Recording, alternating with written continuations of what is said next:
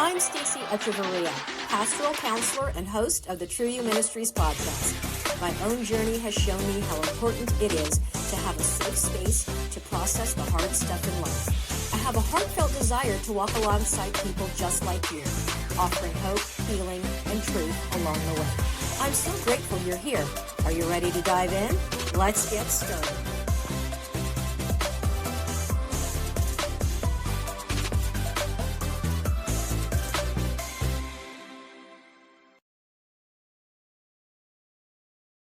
Today, again, I have Jan Talen. Welcome back to the show. Thank you. Yes. So last week, Jan and I got a little bit into the DNA way to communicate, which is decide necessary skills and apply, right?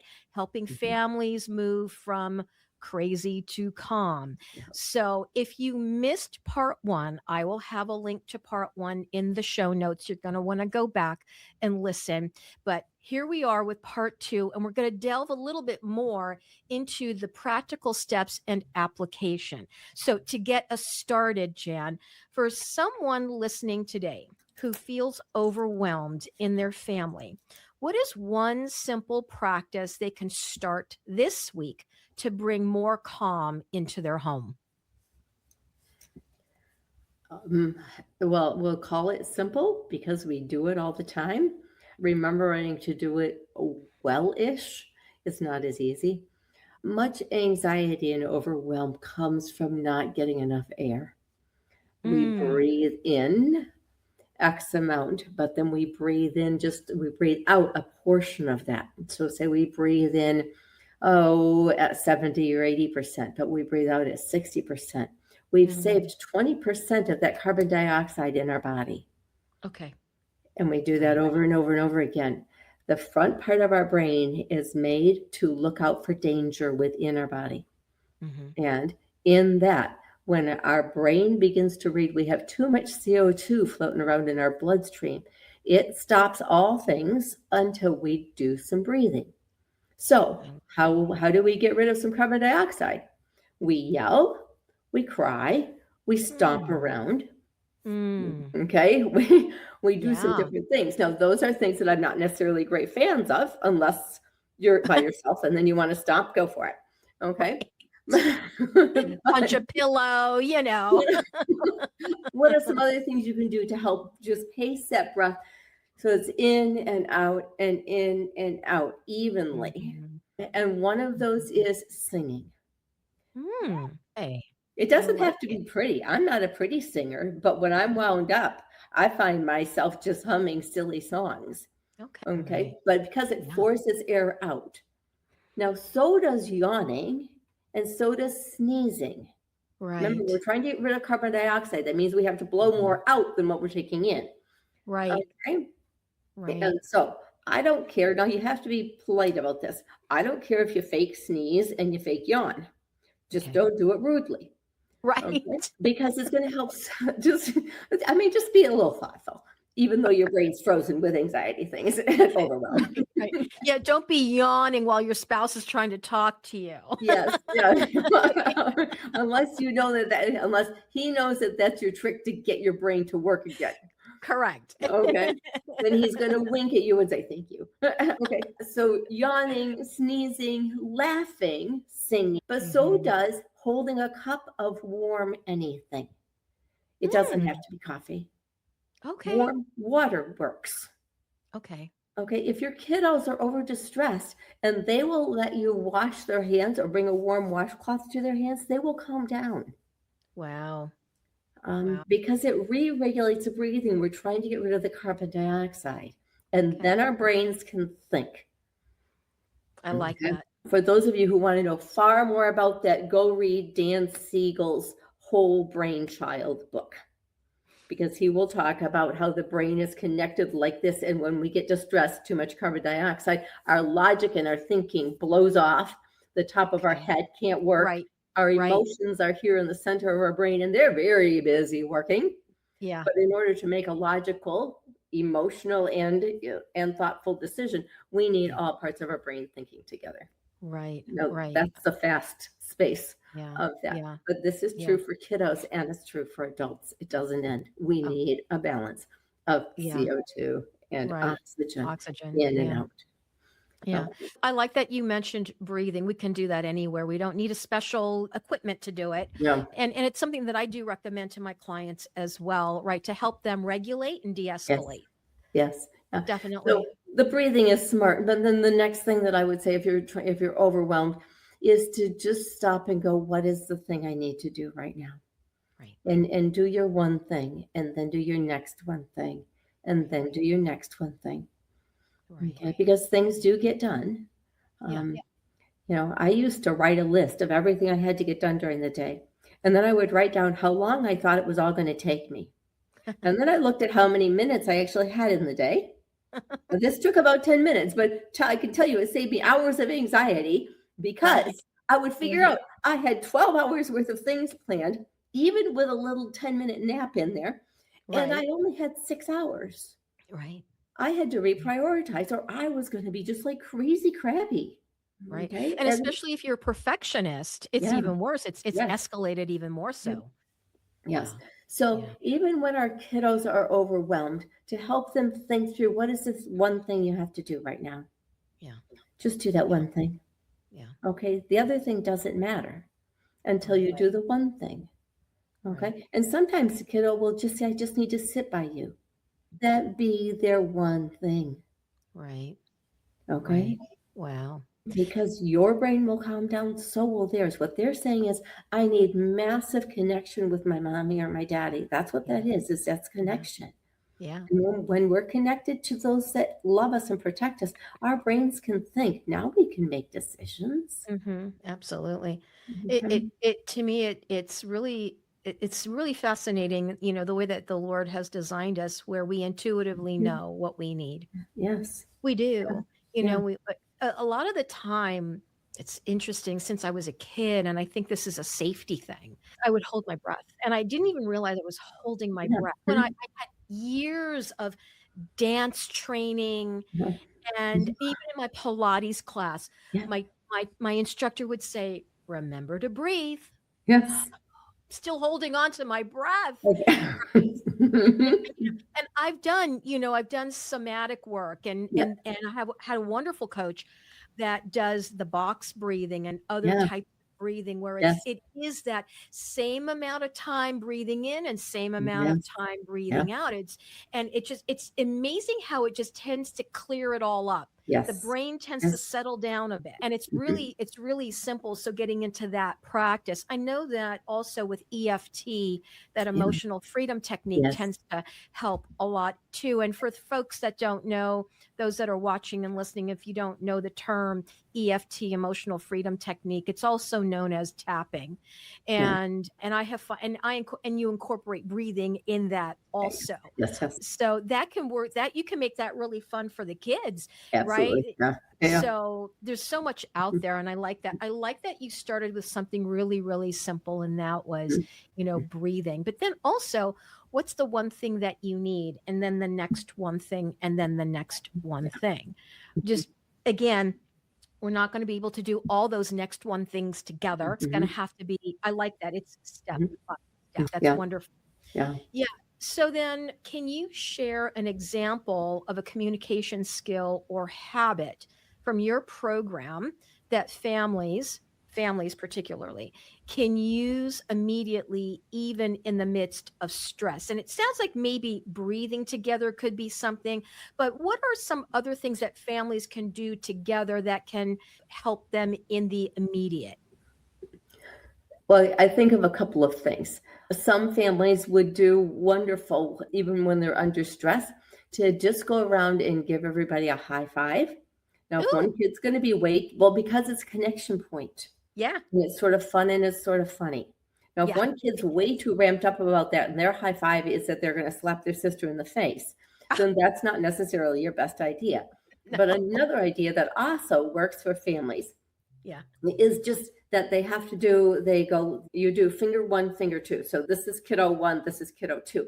And they go like this. They just go like this, and then they flip. I can't do it with my arms because I need two different arms. Okay. They Right. just flip it over.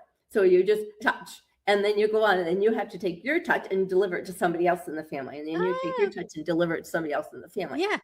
It regulates breathing because it promotes giggling. Ha ha ha ha Yeah. ha. That Yeah. giggling, right? Yeah. Okay.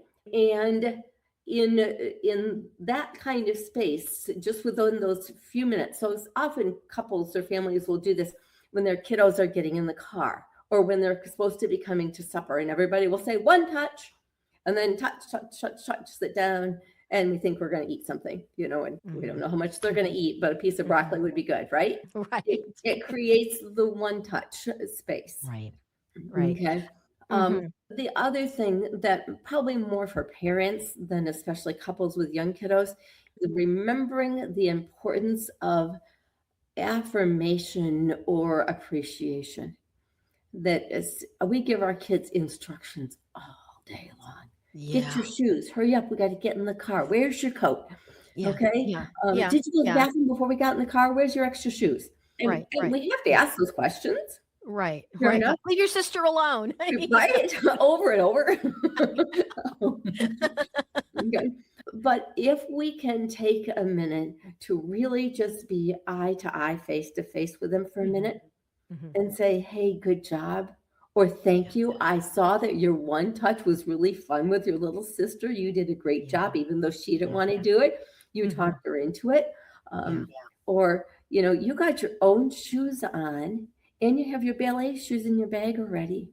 Yeah. That's just so good for you. Thank you. Yeah. I Okay, like that. those short sentences, like, I don't have time to say that. Well, you do. You do. Yeah. Well, And look, if you have time to berate your kid and telling them to hurry up and all this and that, you Mhm. do have time to say, "Hey, thank you for getting that Yes. together this morning. Mhm. It was Mhm. helpful."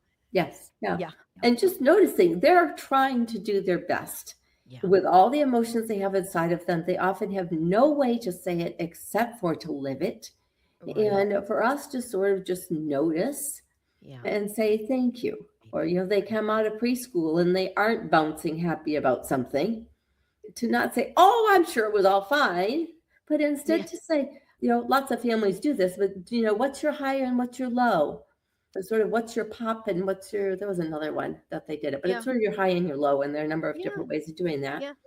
Yeah, Um, I'll ask my clients when they come for their session because I see them once every 2 weeks. I'll say, yeah, highs and lows, victories and challenges. yeah, yep, Since we last met, right? yeah, Looking at that for yeah, sure. Yeah, I imagine some of what you just shared could also be helpful. Maybe the family itself, they're not feeling stressed out amongst themselves, but we just came through the holiday season yeah, we did. with Christmas and New Yep, Year's and even Thanksgiving, right? And yes, we yes, just, there's other family dynamics going mhm, on when mhm, you go beyond the nucleus. There's the yes, extended family. And so some of this stuff could be helpful for families as they gear up to go to yes, Thanksgiving dinner or Christmas, or if they're mhm, hosting, right, to also make sure, hey, whatever is going on with the people that we've invited, let's make sure that we maintain. yes, And so they can probably do some of this as well. And I tell people, I'm like, look, whatever's going on with that other person, it really doesn't have to impact you. so It you doesn't can have, decide right. what you We can take make in. that decision. Yes, Exactly. yeah, yeah. Exactly. Yeah, Right. Yeah. because I would I often like put that in terms of food. That well, you choose what you're going to eat. You can also choose whose emotions you're going to eat.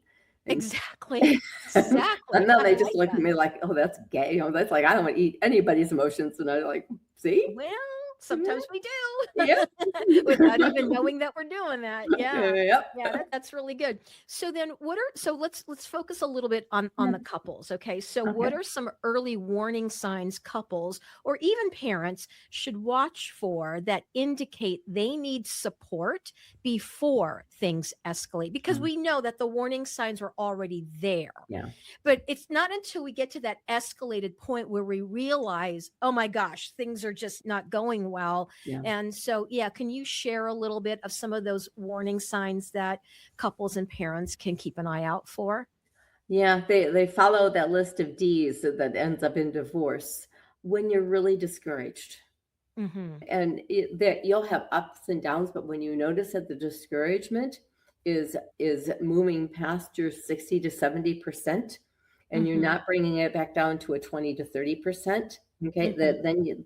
then you're in a bit of a rut. Right. Okay. But in discouragement, also often we will also hear disgruntled. Nothing's good enough. Mm. Nothing's okay. Nothing is right.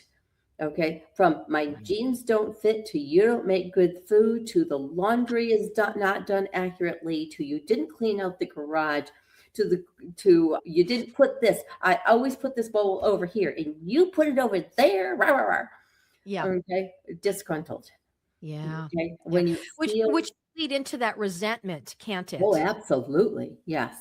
Yep. Also, when you notice that you are too tired. Okay, Mm. this is a link to depression. It's not always depression. And depression, we've made such a catchword that we don't know what it is Yeah. anymore. Yeah. Um, Yeah. I agree. when we're too tired to talk, when we're too Mhm. tired to think, when we're too Mhm. tired to emotionally give, okay, then you're in a bit of a ditch. And Right. I don't Right. think that you're in a 20-foot chasm of someplace that you're not going to get out of, but it's a warning sign that something's Yeah. not going quite right. Your marriage isn't refreshing you, and your kids aren't refreshing you. And there's supposed to be an exchange of energy there, not just a dump of energy. Okay? Right. And so that discouragement that leads to disgruntledness, that leads to just overtiredness, that often looks like depression. That those are some of my real warning signs. Mm. When we're more interested in what's on our phone than in building a conversation with our spouse, when we're never going to bed together. Right. And some people's schedules are that way, but if your Sure. schedule isn't that way and somebody is still deciding to stay up until 2 to game, and the other person is going to bed at 9 because baby's going to be up at midnight and up at 3, Yeah. we see Yeah. we're missing that connection. Our communication is still 80% nonverbal. Nonverbal. Right.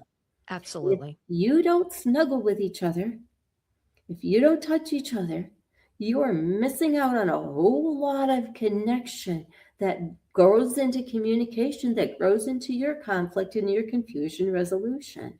Yeah. Um, Absolutely. Yeah. Those are all so good. And I can see how quickly we can get there and feel like we don't have a way out. yeah, I also realize too that, and there's another component to maybe the discouragement or being disgruntled or unhappy or whatever it yeah, is, it is that there's a change of life too. yeah, And we have to yeah, take into consideration that hormones play a part yeah, also. To yeah. not ignore that, Mm, to really face those hard things in life, right? With mhm. women with menopause, men, I'm sure they go through Yeah, menopause, I yeah, guess, other things that they experience. And yeah. really, I have to say this, in premarital counseling, no one ever talks about, when you come Mm, to these seasons in life, you need mm, to be up on what is possibly going on with your spouse mm. so that there's some understanding in that, right? Yes, When there isn't any understanding, then yeah, there can be that discouragement, that feeling of disgruntledness, yes, even resentment, and yeah, maybe unforgiveness or bitterness, right? yes, Will come yeah, through, right? Because I don't experience life as a man, and my husband doesn't experience yeah, life as a woman. So I can't expect him to understand what I'm going through as a woman. And mhm, he can't expect me to understand, mhm, what he might be going through. mhm. Again, it comes back to that whole communication piece and that connection. Yes, It's going to be yes, really key in all of that. But I love those things. I really like that. So, and those are simple things to be able to identify for sure. yeah. So then how can families make the most of the family crazy to family calm videos and other short resources if they don't have time for the full program yet? Well, I would say a couple of things. Buy the short videos and then buy some counseling or some coaching with me. Okay. And it's not on my website yet. We're working into 2026 easily here. I know, But there are right? some coaching packages that are going to end up on the website. I'm hoping by the end of the month.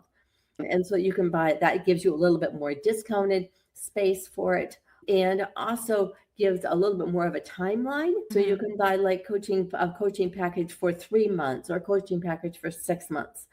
And Okay. then because there's a little bit of pressure, we have to use this before, you're going to find you get a little bit more momentum. Right. Okay. And that part's just really important. So it's not about the finances on my end, it's about helping you get momentum so that you get out of the rut far enough so that you can get out of the rut. Right, absolutely. And your coaching packages, so let's just say a package of 4, and Mhm. do you have to use them within the month? Or can No. can I know for me with my accounts, I don't offer packages anymore Mhm. because I offer 2 sessions a month, and so people can buy that package. It's a Yes. discounted rate, and Mhm. they use it within that month that Yes. they use Yep. it because I see clients, every 2 weeks. Yes. Yep. But I know that with some coaches, they have to use the sessions within, say, maybe 3 months or so. Hmm. And then Yeah. do you see clients weekly, or does it differ from client to client and what their schedule is like and what they might be needing? Yeah, it's a little different than when I had an office and I was doing marriage and family therapy. So I'm Right. much more in the coaching world now of a forward-looking, forward-moving space. And that means that the people that, in my mind, the people that are signing up for coaching, hopefully I have listened to well enough and discerned that they are good for coaching and they don't need therapy because therapy cleans up things in the back end and Right. coaching moves things forward, right? Right. I do the things in the past, you do the things going forward. Yep. I understand the things from the past and how they impact the future. So Yep, I'm going to help you move absolutely. forward. Yeah, Um, but what that means then is that when I'm offering a coaching package, it's going to be for 3 months or for 6 months that you have to use it. But the pressure then is on to use them because they want forward momentum. right. And if you don't use them, if you don't have some pressure to use them, then my Yeah, experience is they don't. they're not gonna use them. Yeah, Yeah. right. And if I'm really saying I want the best for you, okay, then I have to say we have to have a timeline on this because that's how you grow. Absolutely. Absolutely. Mm. I like that. I know for me when I was doing some somatic coaching and I just needed I for myself, because I don't provide that service, but I needed it for myself. Yes. Yeah. I have done so much of my own inner healing work, and I know Yeah. how that goes, and I Yeah. know how, ooh, sometimes it's just draining, right? Because it's a Yes. lot.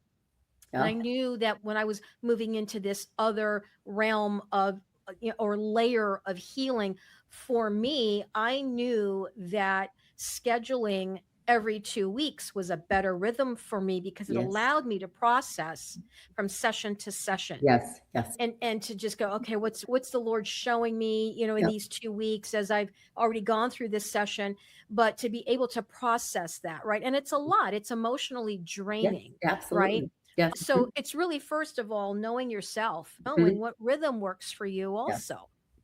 Yeah. Yes. I really agree with that. And if we're working with a busy family, is looking at that family calendar and Right. saying, these are the times that will work. And this week is out. We've got 3 birthdays and my mother-in-law is coming in town. You're right. Coaching is not a thing that week. You aren't going to get your money's worth out of that. Correct.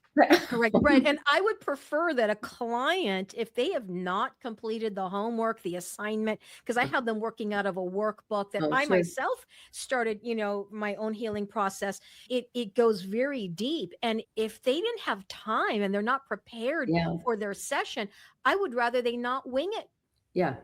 I would rather they not. So we have to know ourselves and what's going to work for ourselves. So There's a link for that. Yes. as we start wrapping up this Mhm. episode, so looking beyond today's conversation, Mhm. what ongoing habit or rhythm do you recommend families build to sustain deeper connection and communication long term? So some families have to be very creative about this. I would like them to have a rhythm around waking up and how Mm, do they say good morning to each other. wow. And I would like them to have a rhythm about how they say goodnight, that their Mm, day starts connected. This yeah. helps kiddos feel safe. They go into school and we think, oh, school's fine and great. No, it's not. It's a crazy mess. Every kid is coming in there with something that happened from home. Most kids don't have language on knowing what to do about it. Teachers are Right. overwhelmed. And Yeah. kids, we just think our kids are going to survive. Well, and in some sense, yeah, America or America, I don't know, the real world has been doing this for forever. Yeah. Okay. So I want to say, see, we survived. Just barely. No, just You kidding. know, but if we could have some way of a gentle, connected good morning and a gentle, connected good night, Yeah. that, I think that really would just help kiddos' hearts and minds calm down. But I think it would also help moms and dads feel connected in their parenting, that one isn't the parent and one isn't the marriage person, but that Right. both of them are parenting and both Yeah. of them are married and they're doing it together.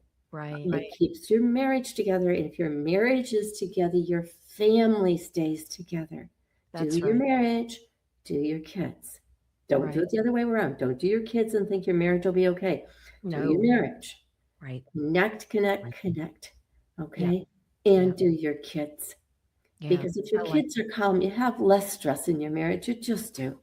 True. That's true. When you said how do you say good morning? How Yeah. do you say good night? The first thing I thought of, and I'm going to date myself, right? Go for it. I've Was already done I it. know, was the TV show The Waltons. Oh, yes. And at night, all right? "Good night, Mhm. John Boy. Good night, Mary Ellen. Good night, Mhm. Jim Bob," Mhm. and that was at the end of Yes. every episode, and I, Yes. as a kid, I Yeah. loved Yep. that, but I Yep. didn't know why I loved it. I know now. Yeah. Yep. Yep. Yeah, yeah, And so from that, you can hear it doesn't have to be big or long. And, often if you're putting kids together, if you have that freedom, that knowing when one parent has to step out and the other parent has to step in, yeah. we had a signal when we were doing that together, and it wasn't every night, but when we were doing that together, we sort of had a signal of I'm out, you're in. Okay, Uh-huh. this kid is not cooperating, and I'm going to lose it. And as You soon as tag the kiddo team. You cries, tag team, right? Yeah, right? yeah, Yeah. yeah. Yes. Well, because as soon as the kiddo starts to cry, you've got another 20 to 30 minutes before they're going to go to sleep Right. because you've just flipped their lid. You're doing this, right? Remember this conversation? Yep. And so we did all we could to keep. I didn't know Dan Siegel back then. I only knew that if I kept my kids calm, they went to sleep sooner. And Yes. I was done. Yes. I just needed them to go to sleep. Yeah. Mhm. Yeah, these are good tips. Yeah. Really wonderful, conversation Mhm. and some practical things that parents and families can do together and to go from that crazy to calm. So Jan, thank you so much, for being on the show for part 2 of this. Mhm. And so for people to get in touch with you, I know you've got a website, usandkids.com, Yep. and they can email you as well, Jan, Jan, at usandkids.com. Y'all don't have to remember how the links in the show notes. And then again, as we talked about in part 1, Jan does offer a free coaching session. Don't miss out on that. If what you've heard in part 1 and now in part 2 resonated for you and you want to know more, go ahead and schedule. I know that I'll include the scheduling link in the show notes as Yes. well. Okay. Go ahead and reach out to Jan. And before we wrap up, for those of you that have been following me for a while now, I always have this call to salvation, and it's just, if you don't know where you're spending eternity, and there is an eternity, and there's two different places, and you get to choose where you're going to go. But if you're not sure where you're going to be spending eternity, I'd love to have a conversation with you. We have a Savior that loves you, and he came. John 3:16 says that, for God so loved the world that he gave his only son, so that whoever would believe in him would not perish, but have everlasting life. And that's what he wants for each and every single one of us. There is a misconception that God sends people to hell. He does. In John 3:16, it wrapped it right up there. He sent his son to die on the cross so that we could spend eternity with him. It's when we choose not to accept Jesus Christ into our hearts as our Savior that we have then chosen a different eternity for ourselves. So please, please, please, if you have any questions about that, I would love to talk with you. Reach out to me on my website at trueyouministries.com. Click on that free consultation link. Let's have the conversation. Or you can email me at info@trueyouministries.com. Jan, again, thank you so much for being on the show. You're delightful, and I love the work that you're doing in Yes. Thank helping you. parents and families do something different for future generations. Yeah. Yes. Yep. I love the people that God has made all around the world and just want Yeah, them to be able to find and follow Jesus and to live their best life in so many ways. absolutely. If I can say one other thing, I think in the Mhm. show notes as well, there's a link to that quiz. Yes, tell us a little bit about the quiz. So the quiz is really geared towards marriage, but it takes about 2 minutes. Okay. And so here's your flip from one freebie to another. The quiz is free. Mm. Attached to the quiz then are weekly emails. There are about 5 of them with a little hint about how to do a micro connection.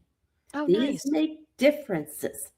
Right. Okay. And in each one of those emails, there's a link for a free conversation.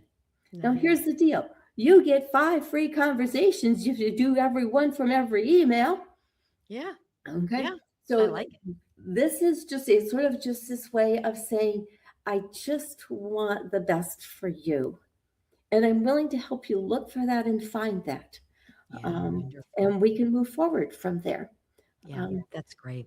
Thank you so, for mentioning that yeah, quiz. Yeah, I will absolutely include the link to the show notes so that you all don't miss out yeah, on that. yeah. And again, Jan, thank you so much. You're so delightful. You've been listening to the True You Ministries podcast with me, Stacy Echeverria, your pastoral counselor. My own journey has taught me just how important it is to have a safe place to process life's harder issues. I'm honored to walk alongside you in this space. Thank you so much for tuning in today. Until next time, may God richly bless you on your journey to healing and wholeness.